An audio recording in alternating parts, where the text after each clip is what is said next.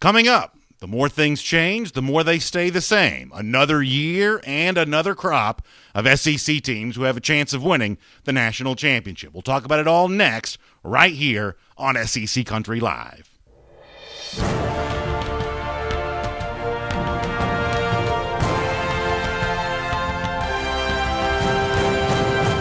Hello, everybody, and welcome into SEC Country Live. My name is Brandon Adams. It is good to be back with you. We did not have a show last week, so if you looked for us and you didn't find us, hopefully you had heard our message from the previous week's show that we're going to take a little time for vacation. We certainly had a great time doing that, but we're also really excited about being back with you here today to talk about everything happening around the world of the SEC. We'll do that later on with our buddy Connor Riley. Those of you who are Georgia fans who follow Dog Nation, you know Connor.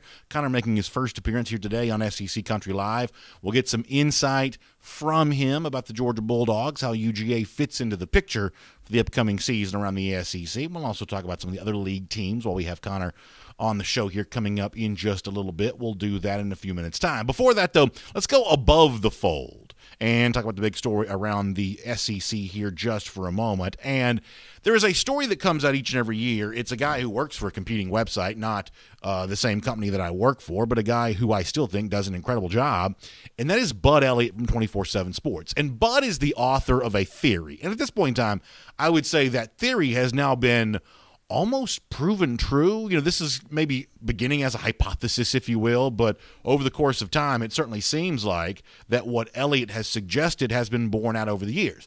Bud's theory is this. It's called the blue chip ratio. And what Bud says is, if you go back and look at every year in kind of the modern age of college football, the internet age, when we've been fairly adept at ranking recruits, what Bud says is that every national champion in that era will have signed a recruiting class of predominantly 4 or 5-star recruits over the course of the previous 4 years. In other words, the threshold above 50% of 4 and 5-star signees over the course of the previous 4 years. And if you don't do that, you don't have a chance of winning the national championship.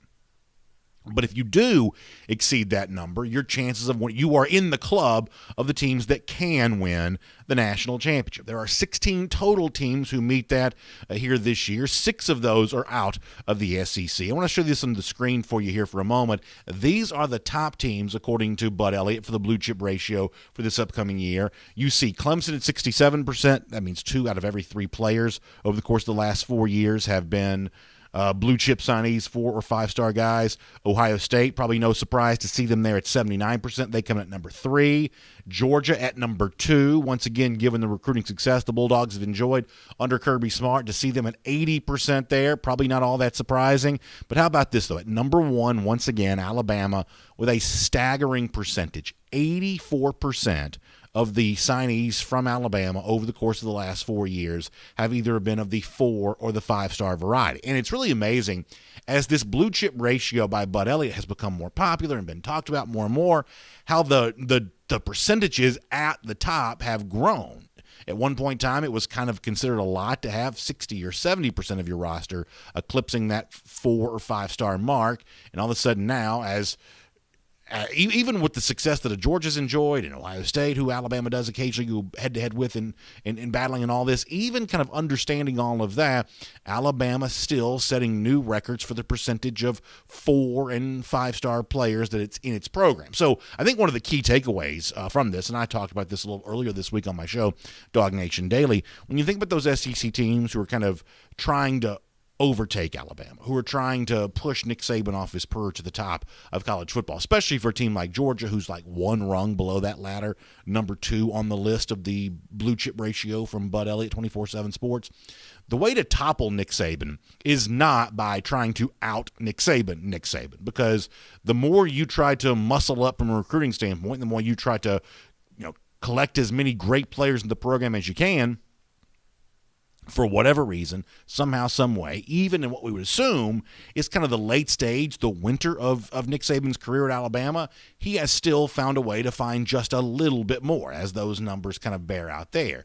And so if you're Georgia or one of the other teams in the SEC trying to move Saban off the top here, it's going to take more than just elite talent to do that, because no matter how much your level of elite talent grows, no matter what your percentage of former blue chip signees seems to be, Alabama has kind of found a way just to have a little bit more. However, what is almost more interesting than the race at the top between Georgia and Alabama to be the SEC's most talented team is what happens just below that. As I said before, it's not just the Dogs and the Crimson Tide here who show up on the blue chip ratio exceeding the threshold of what makes a national championship possible for this upcoming season. There are 4 other SEC teams who can do that there as well. And it's interesting to see, a couple of those kind of tied there in the in the same position.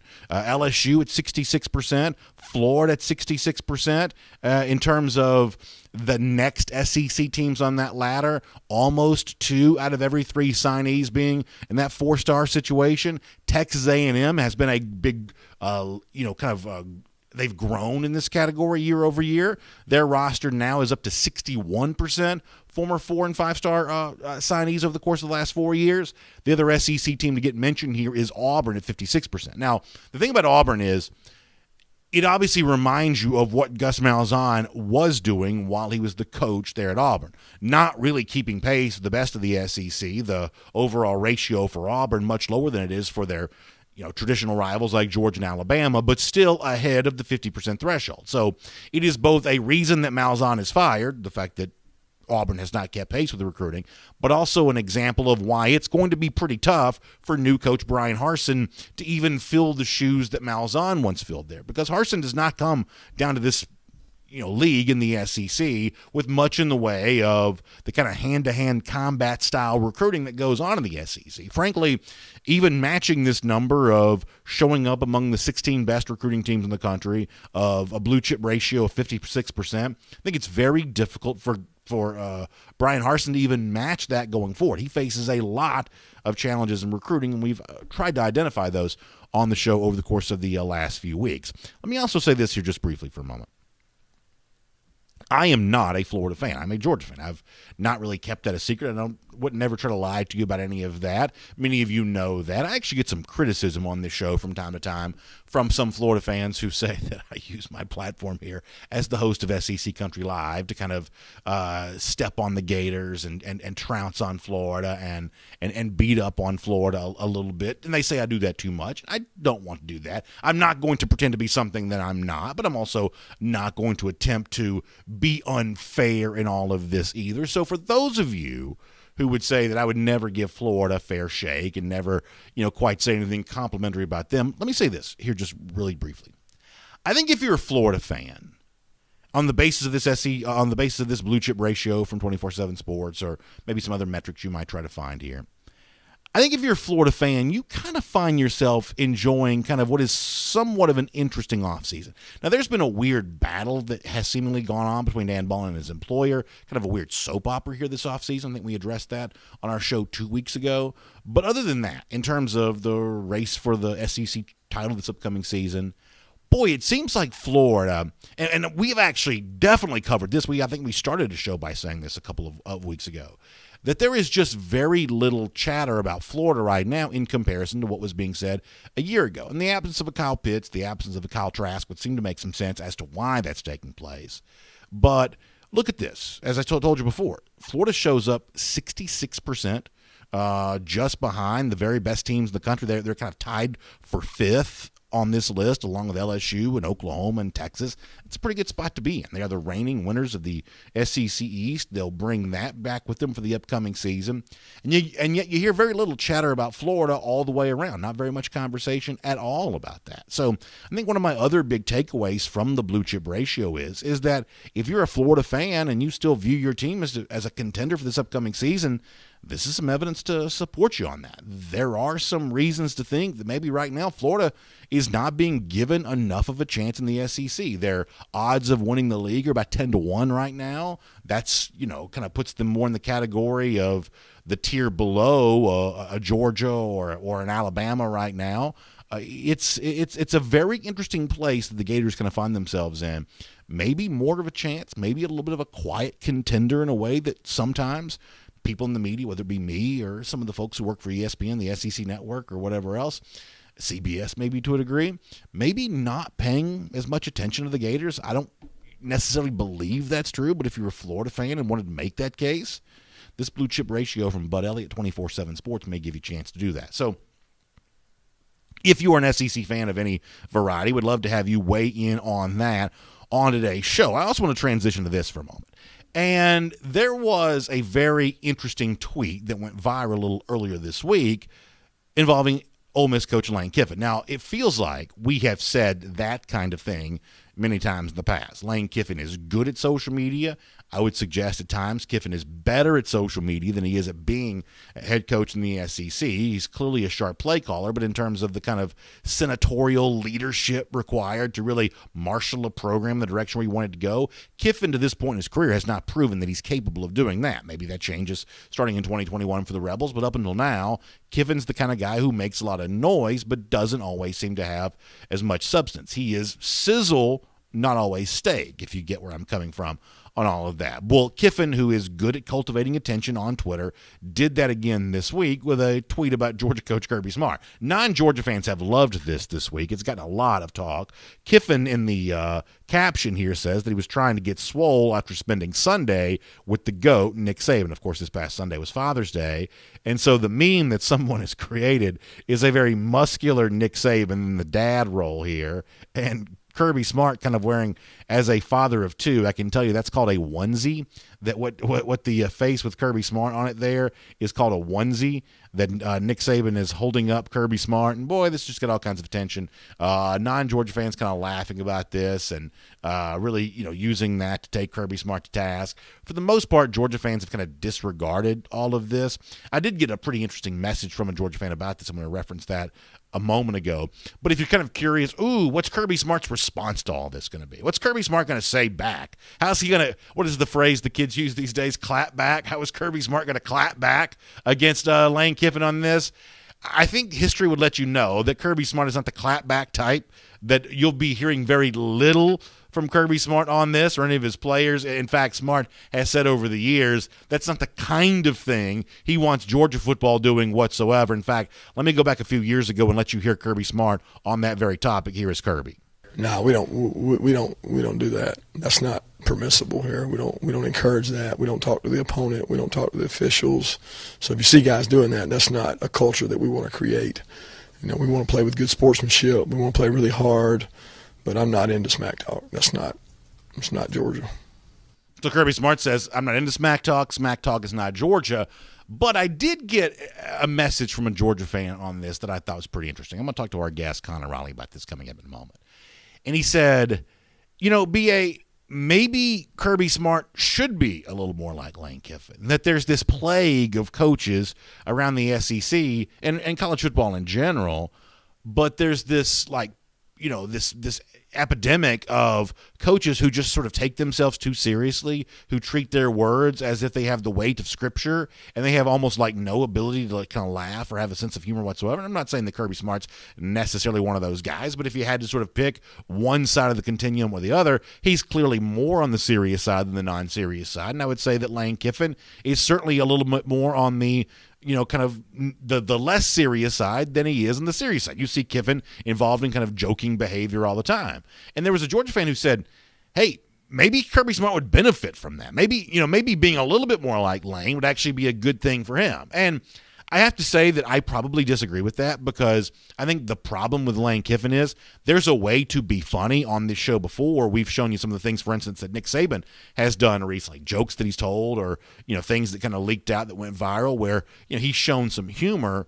But it's one thing to be humorous. It's another thing to be unserious, to be almost like corny or silly. And some of the stuff that I would say that Lane Kiffin does kind of veers in the direction of a little silly. I mean, the meme shared here is certainly more corny than not, I would say. But at least one Georgia fan told me that, hey, maybe copying a certain element of that would not be a bad layer for Kirby Smart to add to his personality. So I'm actually curious to hear whether you're a Georgia fan or a fan of another SEC team, do you like the Lane Kiffin behavior, and would you like to see a little more of that from your SEC coach, who, if your SEC coach is like most SEC coaches, kind of takes himself pretty seriously? So you can kind of weigh in on that. We'll do that in our comment section throughout the show here today on SEC Country Live. But for now, I want to bring on a special guest, not just because he covers the Georgia Bulldogs for DogNation.com, although he does do a great job of doing that, but also a guy who today acts as our producer here for SEC Country Live, keeping us on the air, helping us run and operate the show efficiently. He is Connor Riley, pulling double duty, joining us here on SEC Country Live today. Connor, thanks for appearing from the other side of the glass and being a part of the program. I certainly appreciate that. And let me bring you in on the discussion we were just having. As a guy who covers Georgia but also keeps your eye on the SEC pretty closely, what do you think when a guy like Lane Kiffin shares the funny tweets about Kirby Smart or about the other things that Kiffin does? He and Mike Leach there in the Magnolia State have a tendency to go back and forth there a little bit. Is that a good thing or less than a good thing for Lane Kiffin to have as such a prominent part of his public profile? I think it works when you're at a place like Ole Miss or you're at a place like Mississippi State, but I don't think Kirby Smart could do what Lane Kiffin does and then still sort of have the seasons that he ends up having. Even I think Nick Saban, the humorous aspect. Nick Saban goes 3-4 years without winning a national title and has some tough luck losses in that span, sort of like Georgia has had in that recent span. Those stories with Miss Terry are a little bit less funny and I don't think are received quite as well if he's not winning championships in the manner that he is. You know, even you look at a guy like Dabo, you know, when he was winning titles, he was beloved. He's like, oh, this guy's doing it different than Saban. You know, he's a sort of nice, cuddlier kind of guy.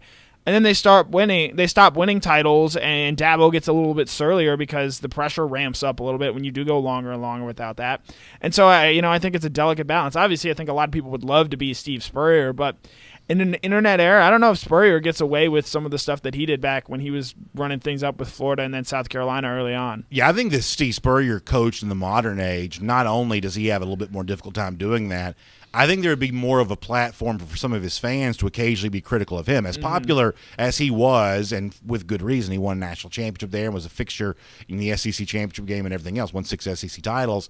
There were not always, the kind of like nose to the grindstone recruiting that you see in the SEC. That wasn't really Spurrier style. There was a lot of things that would make him a little bit of an outlier in comparison to the current modern age of the SEC coaches. And I think had there been social media and things like that at that time, I think it would have given more of a platform for some of his disgruntled fans, and every SEC program has a few of those. I think some of his disgruntled fans may have grown a little more prominent from time to time. Right, and I think that's why, tying this back to Kirby Smart, we have seen him cut loose and have fun. It's usually only, though, in the 24 hours after a big victory. You remember the smirk he made at the Rose Bowl. You remember celebrating after he beat Dan Mullen in 2018.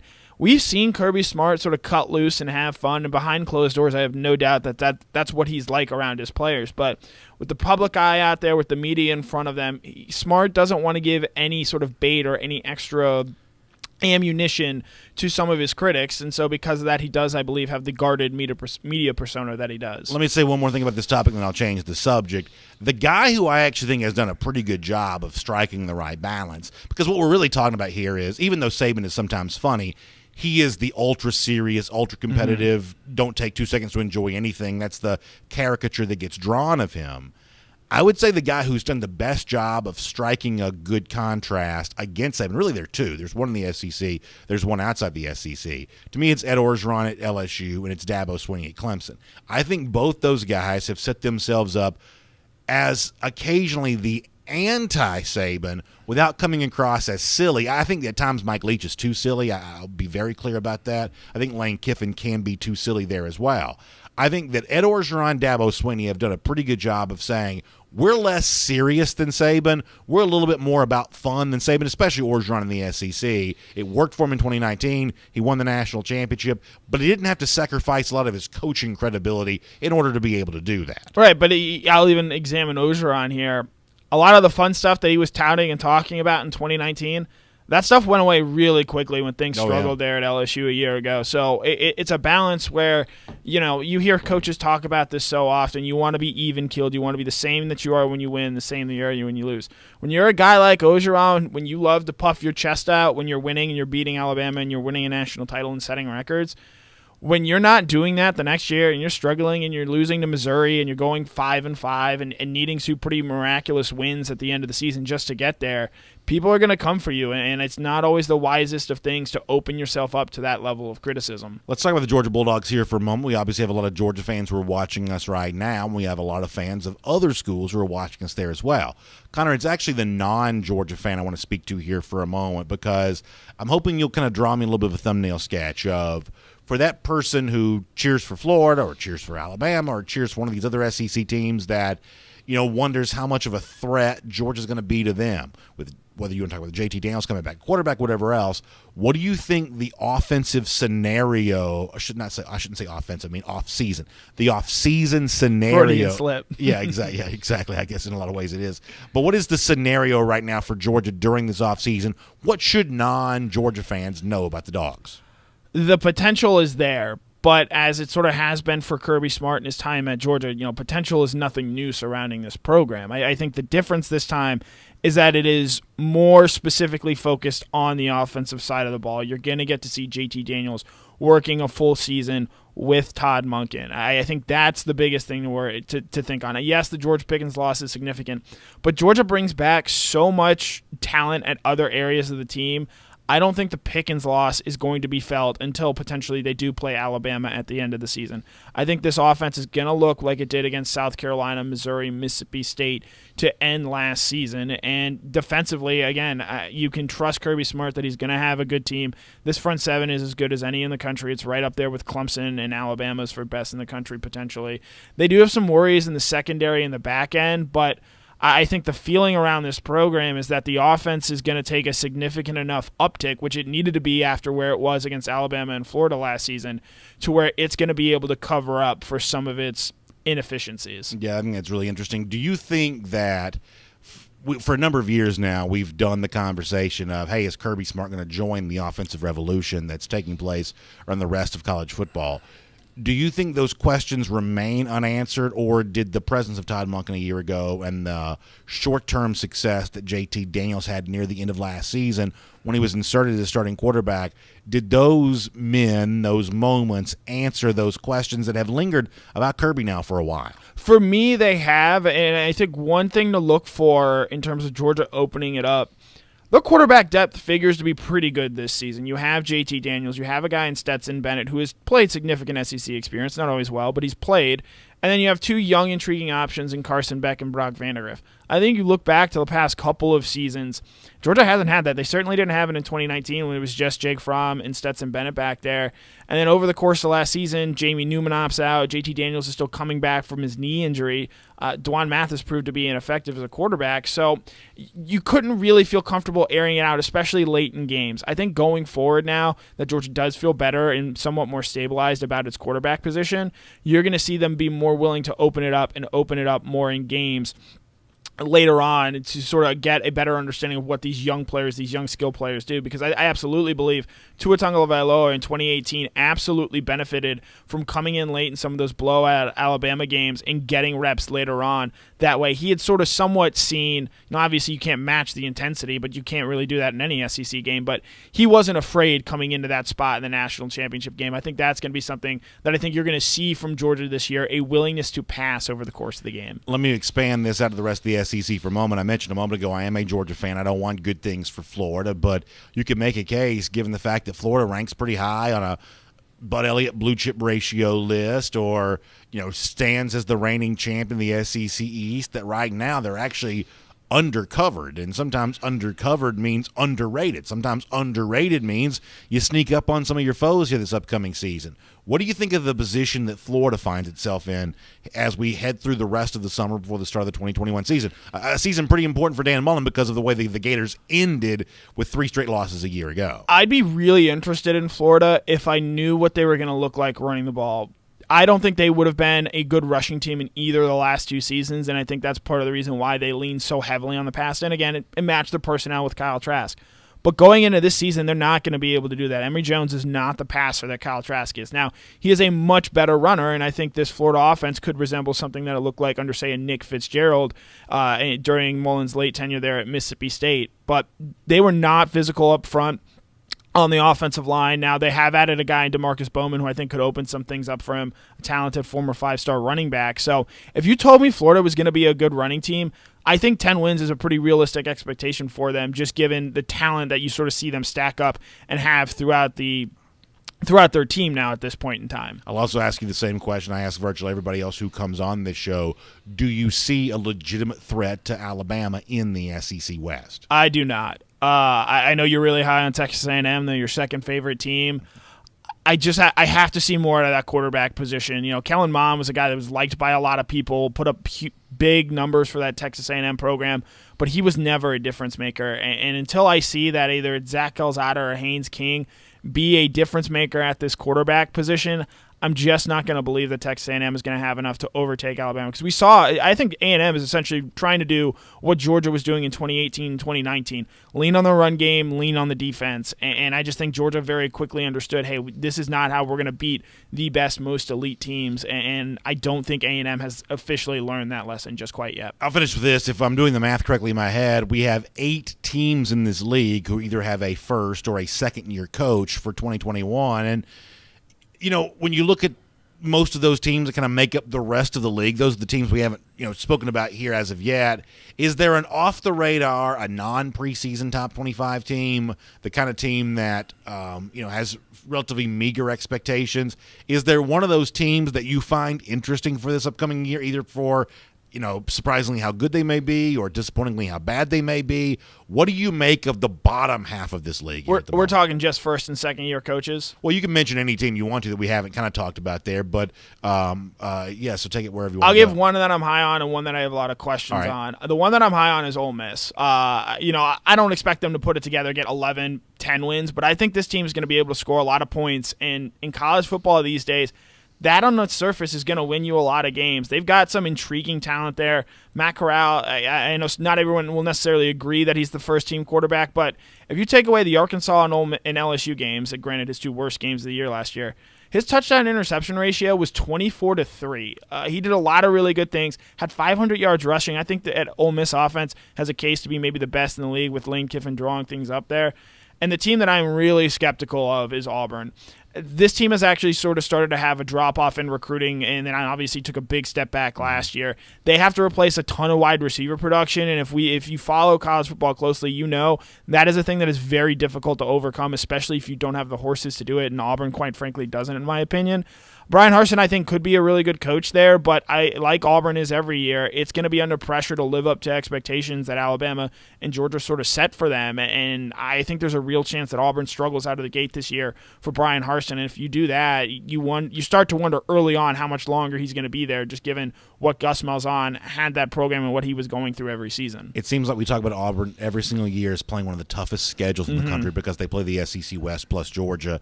This year they also have a road game at Penn State, and a lot of this comes early for Auburn. It's early season game at LSU. It's early season game at Penn State. It's an October matchup against Georgia. There is a very real scenario that Auburn could have 3 losses before we're even at the halfway point of the season. And I think that makes it really tough for Brian Harsin the second half of the year, even if more wins come after that. For a guy that has not really introduced himself very much to SEC fans yet, they know him as a Boise State, a guy that won there, but frankly, there's not a lot of respect in this league for having won those games. Fairly or not, it's just true. Urban Meyer dealt with that when he came here from Utah. That if Harsin loses games early, I think it's really hard to regain your footing if you have such a hard time kind of, getting off the mat to begin your career. Right, and it's going to be an adjustment for him just coming into the SEC and sort of understanding this league on a week-to-week basis. Now, that's not to say that he can't do it, and I would not be surprised if Harsin gets things up and rolling there at Auburn in a way that satisfies that program. But it's a real tough start, and again, I wonder if we wake up on October 10th and Auburn's already got 3 losses, and then you still have to play Alabama at the end of the season. You still got to go see Texas A&M as well. I wonder what the appetite is going to be if it's a 6-6, 7-5 season for Brian Harsin in year 1. Yeah, I think that's a great question to ask, and I'm looking forward to seeing how that plays. That's a fascinating year because between these first-year guys, these second-year guys, and some of the other guys who've kind of lingered around for a while, there's just not room for everybody to have a seat at the table, and there's going to be a lot of elbowing to find out who has that space there.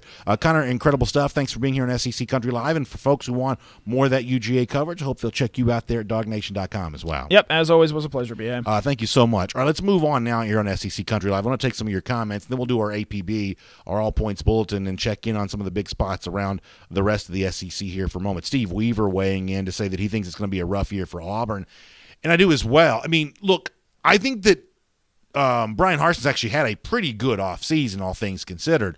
I thought his coordinator hires were as strong as any. I mean, you can really tell where Auburn sits in comparison to the other coaches who've had to, I should say the other programs who've had to recently reboot their program on the basis of the ease with which Harsin made coordinator hires. There are a lot of programs who would have loved to have Derek Mason as defensive coordinator. That was a big hire that Auburn was able to make. Hiring Mike Bobo as offensive coordinator, that was a big hire. And the fact that they kind of went and took him, what was the thing that Niedermeyer said for Tennessee a couple years ago? Big bank, take little bank. The fact that Auburn kind of big banked South Carolina by taking Mike Bobo from them was a pretty big flex move. And some of the other assistant coaching hires that Harsin has made have kind of been made with strength in mind. Auburn's clearly a better program right now than Tennessee or South Carolina or, the programs that hired first-year coaches a year ago. Auburn's just in a better position overall than that. But they are in a threatened position. If you look at, I think this is really fascinating. Connor Raleigh said this, and it's true. And there's even a more specific element of this that I think speaks to even more trouble for Auburn. You can watch the way in which Auburn has kind of fallen down the recruiting rankings fairly significantly here as of late. It wasn't that long ago that Auburn signed, was it 2018 class, I think? Auburn signed 17 four-star guys within that 2018 class. They weren't all highly rated four-stars, but they were some, big-name four-star, type guys. That's all what Auburn was capable of doing really not all that long ago. They're not doing that as much right now. And if you look at the geographic footprint from where they're recruiting from, it seems to be getting smaller. It seems to be a concentric circle that's getting tighter and tighter around that Auburn, Opelika, kind of West Georgia, that area of, East Alabama. It seems that recruiting footprint for Auburn is getting a little smaller. Auburn at its best on the recruiting trail is coming into the state of Georgia and getting some big wins, not just in that kind of Carrollton, LaGrange, Columbus area, but also in the Atlanta area. Owen Popo stands as one of the top players in the Auburn roster right now. That was an Atlanta area recruiting win that the Tigers got not all that long ago. And so it seems like we're seeing less of that from Auburn than we have before. And as our commenter Steve mentioned there, if this does end up being, one of those years in which Auburn takes the loss at Penn State, takes the loss at LSU. Auburn hasn't won there since 1999. Takes a loss to Georgia. Auburn has struggled against the Dogs now for a long time. Then I just think for a guy like Brian Harsin in desperate search of the kind of credibility in the SEC that only comes by earning SEC wins or earning big wins on a big stage like a game against Penn State, man, it could be a really, really tough winter for Harsin if they get off to a slow start here this year. I don't think that's unfair. Ben Green weighs in to say that he believes the Vols are back for this upcoming season. And we're going to talk a lot more Tennessee here coming up in just a little bit. The story with Josh Heupel in comparison to what's going to happen with Shane Beamer and in comparison to what's going to happen with, you mentioned Harsin in this because he's a first-year coach. I just think that the situation at Tennessee is a scenario where Heupel steps into such a difficult spot. And the thing that I would be worried about if I were a Tennessee fan is the fact that this is a guy who does not have the kind of strong experience that will allow him to potentially weather the storm that's going to come from a Tennessee fan base. We've said this in the show many, many times in the past. Tennessee fans have just wasted their patience on coaches who proved unworthy of it. And all of a sudden now they don't have, this is just human nature, it's a fact, they don't have the same level of patience to now extend to a guy like Josh Heupel. They just don't. And so is Heupel mature enough? Is he seasoned enough after having spent a couple of years at UCF and an offensive coordinator at Missouri before that? Is he seasoned enough to handle all the stress that comes with that? And by the way, Tennessee fans are about to get beat up even more in the media than they usually do. Now, listen, I supported Tennessee when it had its coup against its own leadership about wanting to hire Greg Schiano as coach. Tennessee fans didn't want it. I think they have a right to have their voice heard in that discussion. There were a lot of media people who got caught in embarrassing fashion cheerleading for Schiano in that situation. It's kind of the kind of grotesque behavior that should not ever be forgotten. But as much as I sort of supported Tennessee fans and their right to not want Schiano if they didn't want him, not get Schiano if they didn't want him, the fact of the matter is Greg Schiano, as the head coach now at Rutgers, is doing some pretty interesting things. They've actually won some recruiting battles, and they played better in Big Ten play last year than Rutgers had played a long time. So on top of everything else going on at Tennessee, you've got a lot of media members looking for revenge. A lot of these media folks have long memories. And there's going to be a lot of pointing out, hey, Tennessee, this is what the guy you could have had. Could have been Greg Schiano here. Now, I don't know how much success that Schiano's really going to have in Piscataway, New Jersey at Rutgers. I don't know how much he's really heading for there. But there will be certainly plenty of noticing when anything good happens for Rutgers, because that's the coach the Vols could have had. Ken McGill weighs in to say, roll tide, another national title on the horizon, he says, or natty, he calls it, as a lot of folks like to these days, on the horizon for the Crimson Tide. So Ken's feeling really good about that. And Ken, we appreciate you checking on the show here today. Lamont Graham checks in to give us a go Gamecocks. Appreciate that, Lamont. Thanks for being here. Sandy Carlisle gives you a go Bam. Appreciate that there as too. Chris Walshcott says he thinks it's going to be the year of the Dogs here this year, that it's going to be different. And that's one of the things I love about SEC Country Live is the fact that you hear from a Bama fan, you hear from a South Carolina fan, you hear from a Georgia fan. It becomes a meeting place for SEC fans to talk with each other, go back and forth with each other a little bit, maybe an occasional trash talk here and there. I think it's all fun and it's all fair in a show like this, and I'm glad to have all of you being a part of that. Sandy Carlisle also talking about Nick Saban, saying that you can do what you want when you're Nick Saban. And listen, I mean, as much as it pains a lot of non-SEC fans to, or I should say non-Alabama fans to say this within the SEC, the fact that Saban has produced as many recruiting wins to the tune of now, as we said with our blue chip ratio a little earlier, now 84% of that roster being former 4- and 5-star players. For Nick Saban, who's 69 years old, will be 70 this October, that's just an amazing success story. You have to give him a ton of credit for it. Even someone like me who's not an Alabama fan, I'll be forced to do that. Let's take a couple comments on YouTube, and then we'll move on. We'll do our APB around the rest of the world of SEC Country Live here. Cliff Nelson checking in to say, and Cliff's, of course, a big LSU fan, he checks in to say the SEC has succumbed to the spread offense and the wide-open offensive play. He says defense is more of a survival, and it's get stops where you can. Tennessee will have puncher's chance in most games this season, so apparently Cliff likes the Vols' defense a little bit. I did see this, though, Cliff, and I thought it was kind of interesting, that I like the preseason college football magazines, and I actually talked about this on my show Dog Nation Daily last week when I was on vacation. I pre-recorded some vacation shows. So there was an anonymous coach who was quoted by Athlon Sports talking about Alabama, and what he said was with the Crimson Tide for this upcoming season, given the fact that it's new quarterback, given the fact that it's new offensive coordinator, given all of that being true, that maybe this is an Alabama team this year a little more known for its defense than its offense. Now, I don't know if that's going to be true or not, but let's just assume for a moment, for the sake of conversation, that anonymously quoted coach is correct. First of all, Nick Saban would love that, to think that one of his final teams would actually kind of veer back towards the brand of football that he's more comfortable with. I'm sure Saban would love that. But more broadly speaking than that, if it's true for Alabama that they're about to be known a little bit more for defense than offense, is there any chance whatsoever, and I'm honestly asking this, not a rhetorical question, is there any chance whatsoever that maybe this league, which has seen a champ a year ago, Alabama, that averaged 48 points a game, the champ the year before that, LSU averaged 45 points a game, the SEC champion the year before that, Alabama 2018 averaged 42 points a game, or something along the line of 42 points per game, that maybe we are going to see a little bit of a regression throughout the entirety of the league back towards defense here a little bit this year. I don't see an obvious reason why that would be true, but you also don't see, that obvious returning starter at quarterback, unless you want to say it's JT Daniels of Georgia, but he only started for part of the season a year ago, that obvious guy who's going to continue the offensive explosion that seems to happen year after year after year. So that was, I thought, an interesting statement that an anonymous coach made, Athlon Sports there with that. Cody Ledoux says he thinks that Alabama wins the SEC and is the only SEC team that makes the college football playoff.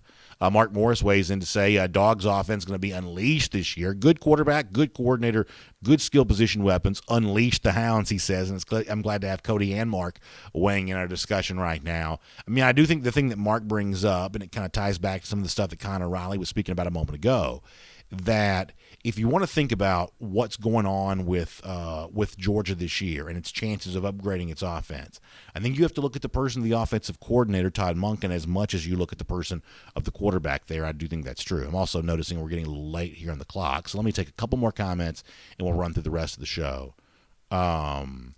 Blake Robinson, who's an Auburn fan, says that this won't be Auburn's year to snap that streak in Death Valley just yet, as much as I want it to happen. It's just too much for this team and staff, especially being in the SEC opener. I would be curious from Blake here or other Auburn fans who are watching, what is your level of patience right now for Brian Harsin? How much of a rope are you willing to give him to take the program in the direction you want it to go with? There was a lot of fatigue with what Gus Malzahn had been doing. I'm curious from Blake how optimistic he, or any Auburn fan who wants to weigh on this, how optimistic he is about Harsin and where things might go next on all of that. Tally Ho 03 checking in the comment section there today too. G. Grace Bama Boy asks a question: who's better at coaching quarterbacks in college? Sark, Lane, Lincoln Riley, Mullen. Is there anyone else you can think of? Well, the one thing I will say is, you know, the success that Steve Sarkisian enjoyed at Alabama a year ago, I think it's the one thing you can't discount about the Crimson Tide. Cody Ledoux, an Alabama fan, a moment ago in our comment section, said it's going to be easy for Alabama this year. They win the SEC. They're the only SEC team in the playoff. Boy, if you're a fan of another school and you don't want that to happen, I think the one thing that you ought to zero in on and look at very closely is Bill O'Brien really a capable and competent replacement for Steve Sarkisian? Yes, he was head coach of the Houston Texans, but let's face it, how well did that really work out? Is that guy the next in a line of Lane Kiffin and Brian Dable and Mike Loxley and then Sark? Is O'Brien really the next in that line? Because the truth is, for as good as the other OCs that I just mentioned were, the fact of the matter is I believe that Sarkisian was the best of them all. And that is a lot for Bill O'Brien to step into here this year for the Alabama Crimson Tide. So it's a conversation worth continuing, and we'll certainly do that in the days to come. But for now, here in SEC Country Live, let me kind of quickly here bounce through the rest of the SEC here for a moment. We'll do it our APB. It's what we call it, our All Points Bulletin. And I told you I like preseason magazines. There's a new one about to hit newsstands here pretty soon. It's Phil Steele, his college football preview. There has been some chatter, though, about some of the stuff that has already leaked out from this magazine, including the all-conference teams that Steele puts out, the all-SEC team here for a moment. I won't spend much time on this because we have other stuff we need to do, but let me see if I can give you sort of the interesting stuff on this here for a moment. You care about quarterbacks, most people do. We had Stephen Lassen from Athlon Sports on this show the other day. He talked up Matt Corral. Phil Steele also has him as his first-team quarterback. He's got J.T. Daniels as the second-team quarterback. That's actually a reversal from where Athlon was the other day. They had Athlon had Daniels third. Steele seems to like him a little bit more. Steele actually only has Bryce Young as the fourth-team All-SEC quarterback. He's got Emory Jones at third. I think I'm comfortable saying this. If Bryce Young is only the fourth-team quarterback in the SEC, my guess is Alabama probably not going to win the SEC with the fourth-team quarterback, but there's plenty of reason to argue for Bryce Young being, much higher than that by the time the year is done. At the running back spot, here's what's interesting. You've got Isaiah Spiller for Texas A&M. For as much as you want to ask the question about Georgia and can it be a threat to Alabama with a passing attack that hasn't fully developed itself as of yet, there are some similar questions to be asked about, Texas A&M there as well. This is not a team that has the dynamic wide receiver as of yet. Unsettled at quarterback, although my presumed starter Hayes King is actually I think a pretty interesting prospect. But leaning on the running game with Spiller, something that they did very well a year ago, is that truly a recipe for success for Texas A&M? Kevin Harris, a second-team All-SEC running back from South Carolina. There's a chance he's not even the best running back on his own team with Marshawn Lloyd coming back from injury. And there's Chris Rodriguez from Kentucky. There's Zamir White from Georgia, third and fourth team when it comes to all of that. So very interesting there from those skill position players. and a lot of chatter right now about who those all SEC team guys end up being at the end of the season. That's the list that matters most, but Phil Steele kind of weighing in on the preseason list there for right now. Let's keep it going. We'll continue our All Points Bulletin here on SEC Country Live with some of the other big news around the SEC here for today. And if you're a Tennessee fan, maybe a little bit of bad news here. Let me show you a news report coming out of Knoxville. We've talked a lot lately about Keaton Salter, the Tennessee quarterback signee, who was briefly suspended because of an altercation that allegedly happened on the Tennessee campus some months ago, recently reinstated to the Tennessee program, but maybe now kind of running afoul of the law once again. Let's show you the local report here coming out of Knoxville on this. Cole Sullivan writes the tweet. He says, breaking news from me and two other reporters that two Vols football players face misdemeanor charges, including drug possession, after traffic stops early Saturday morning near campus, the Tennessee police records show. Sullivan writes on Twitter that one of the players was freshman Caden Salter, who was just reinstated to the team 3 weeks ago. He says that he was suspended after a March incident involving drugs and unlawful drug paraphernalia in a UT dorm. UT Athletics says it's aware of the incident and awaiting more information. So I really don't know what to make of this, other than I guess my advice to Salter would be there are like 46 quarterbacks in the Tennessee roster. They brought in 2 transfers. They got, holdovers from the Pruitt era. Stop getting in trouble if you want to be a part of this quarterback competition in any way whatsoever. Now, is this arrest the kind of thing that can be easily overcome and kind of moved on from in the modern times in which we live? Maybe that's the case. But it's the issue of this following so closely behind something else that previously happened that kind of makes you wonder what is truly going on there. And in the case of Salter, I mean, you got Hooker, the former Virginia Tech quarterback, Joe Milton, the former Michigan quarterback. You got Harrison Bailey. I think Brian Maurer is still there as well. It's like, that's like a half dozen quarterbacks. And if Salter wants to be a part of this conversation, that he should probably stop showing up in news reports for getting arrested, even if the thing he was arrested for is a relatively minor offense. I think you got to be a little bit careful when it comes to that. By the way, speaking of Tennessee and recruiting, I thought this was a little interesting. I want to share this with you there as well. That there is a recent legacy commit that I think Tennessee fans sort of hope they might have a chance to get involved with, who has instead decided to move on to the Ohio State Buckeyes. I show you this on Twitter there as well. It's Dallin Hayden. Hayden's dad was a former Vol letterman. And obviously, when you have these moments, that's the kind of thing that you want to certainly give your program a chance to do. But Hayden, on his birthday, puts out the recruiting video, and at the end of the video ends up going to Ohio State instead of the in-state Tennessee program. Those who follow this recruiting storyline closely, I don't think really anybody is all that surprised that Hayden chooses Buckeyes over Tennessee here. That seems like it's been in the works there for a while. But it is an example of the kind of thing relatively young, certainly inexperienced coach Josh Heupel is working against right now. That even when it comes to legacy players, and we saw this is one of the things that ultimately ended the Butch Jones era, when a legacy player like Cade Mays initially chose Georgia over Tennessee. Mays is back at Tennessee now. But it's when you can't win the recruiting battles with the legacy players. That's when you know that your current recruiting pitch is just not very well received. Your current recruiting pitch is just not as strong as it otherwise could be. This a little bit of an example of that. Even if it's not necessarily surprising news, it certainly speaks to the uphill climb that Tennessee has to regain the relevance this program once had. This is just a challenge for Tennessee all the way around.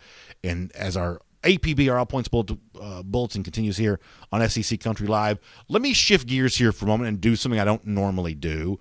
We don't normally step outside the boundaries of football very much because, honestly, the audience mostly wants to hear about football.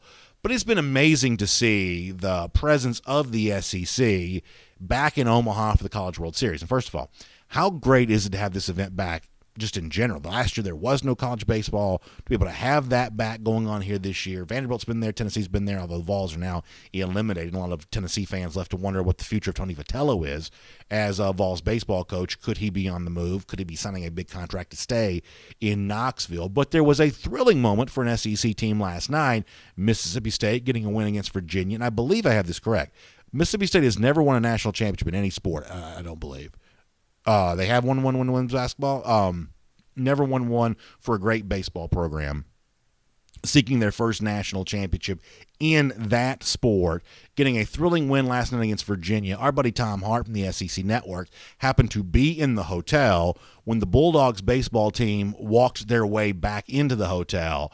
And I want to share this video with you. I think this is just an incredible thing to be able to see. Listen to the ovation, and you don't have to be a Bulldogs fan to certainly appreciate and enjoy just the feeling around Omaha, the College World Series with this. Take a look at this. You see the high fives. You see all the phones out. Hotel lobby. The maroon, well-represented. Tom Hart writes on Twitter about this, that they gave the Virginia team a standing ovation when they walked back in, and then the Bulldogs showed up.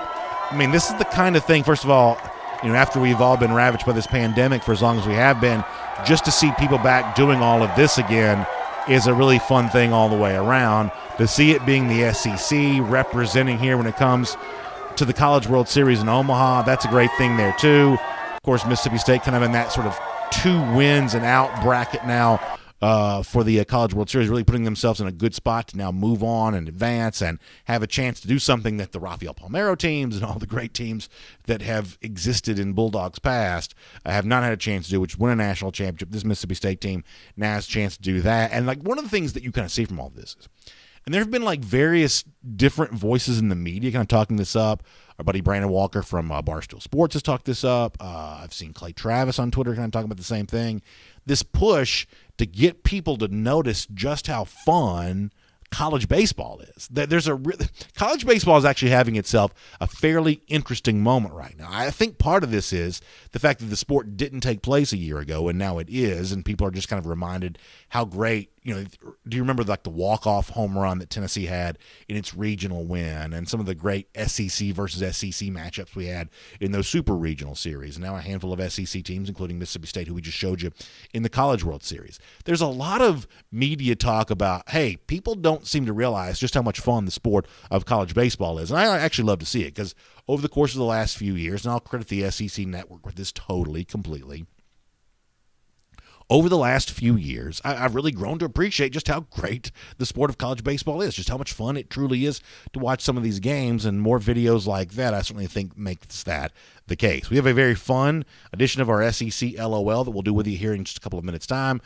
Before that, though, let's take a few more of your comments. We kind of wrap up our APB, our All Points Bulletin, give a few more folks to kind of weigh in on all of this. Joy E. Kelly, watching us on Facebook, gives a Roll Tide there, so Alabama fans well represented on today's show, having a good time doing that. Jay Shipes, Georgia fan, weighing in on YouTube, kind of going back and forth with some of the Alabama fans saying Bama's just going to be happy that old Gus Malzahn left. He says that's the only good news coming after this year from Bama. Little bro won't be slapping y'all around anymore. It is kind of funny to make Jay's point that for all that Gus Malzahn didn't do, and that's the reason he's at UCF now instead of Auburn, is because of what he didn't do as coach against the Tigers. The one thing that he did do fairly regularly was the one thing that almost every other program in college football has found, if not difficult, almost impossible. And that's actually beating Nick Saban. Gus Malzahn did it in 2013. Gus Malzahn did it in 2017. Gus Malzahn did it again in 2019. Malzahn found success against his in-state rival. The issue that Malzahn had was more the rivalry against Georgia than it was the rivalry against Alabama. Malzahn won that game plenty. 3 wins against Nick Saban, as much as anybody's going to be able to produce over the course of that period of time. It's another thing that I think makes it tough for Brian Harsin as he begins his Auburn career, knowing that the way that you're measured, winning against Alabama, is actually something that Gus Malzahn did a little bit of. Blake Robinson also weighing in back on this again, and he says that Gus needed miracles and stupid tricks to beat Alabama, and they were also home games there as well. It is true they seem to play much better at home than they do anywhere else. So a lot of folks kind of weighing in on that topic here in the program here today, including our buddy Tallyho03 kind of weighing in, being a part of this conversation there too.